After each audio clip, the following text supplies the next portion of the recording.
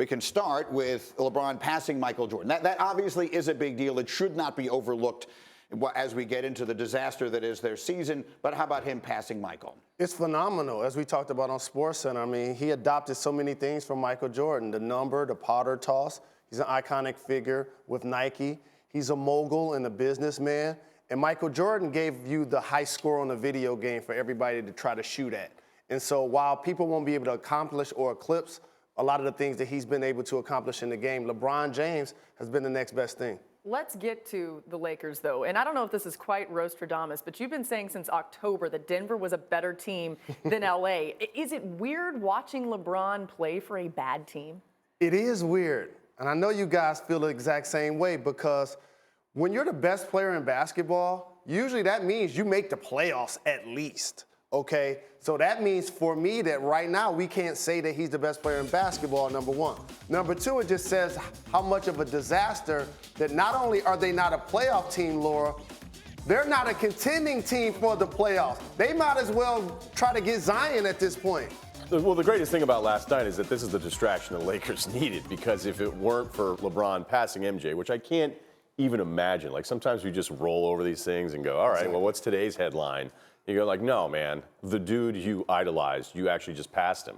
But they gave up 43 points in the first quarter. Their defense was terrible. The announcer started calling it a summer league game. And then the Rondo act. So like there's like you said at the top of this whole thing, Greeny, there's these two amazing stories. One is kind of a blip, but the other part of it is where the Lakers are the rest of the season. Jay, why is Rajon Rondo sitting on the other side of 2 chains at a Laker game last night? Because he's checked out, Greeny.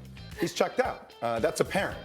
This is what happens, though, as we continue to devalue the greatness that we're seeing from LeBron, because it's going to continue to happen.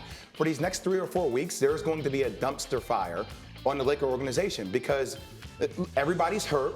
That's why I said it's a lose-lose scenario for LeBron to play. Granted, he accomplished something incredible last night, but that's still not the headline that we're leading with. We're going to talk about the ball being rolled all the way up the floor and then going out of bounds. Rajon Rondo sitting out. These things are going to continue to pile up. Jalen, Rondo is sitting on the other side of fans during the game, and that's not supposed to happen. So it's a perfect microcosm that shows a lack of respect for the organization, for the coaching staff and the teammates, and leadership in the locker room. Like, I already said that this will be the only season Luke Walton coaches LeBron James. So it's a reflection of the coaching staff, but it also is a reflection of the other guys in the locker room, because what ends up happening is we can also show clips of LeBron James doing that exact same thing. Right. So now, if I'm Rondo, you can't tell me nothing. And that's what ends up happening when the dumpster fire starts to happen. Yep. Everybody starts to look out for themselves. So is this on Luke Walton? No, this is on Rondo. Look, this is nothing new with Rondo, okay? Rondo, admittedly, after he left Boston, said, yeah, I pretty much checked out the last 2 years I was there and stopped playing defense.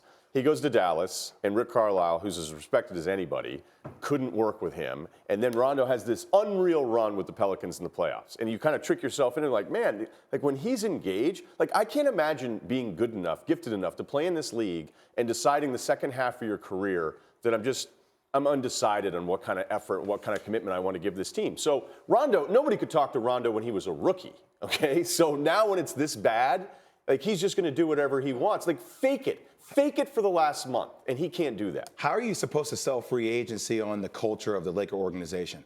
Hey, come be a part of this. Be a part of that? That's what I want to come to L.A. for? Clearly, most of these guys won't even the only person who's going to be back is LeBron, right? The culture is LeBron. Luke Walton is gone. All those one-year deal veterans are gone. These young players are all going to wind up getting traded for Anthony Davis if they can make that happen. So basically, the culture consists of one person. Is that right? Absolutely. But here's why you can't shut LeBron down.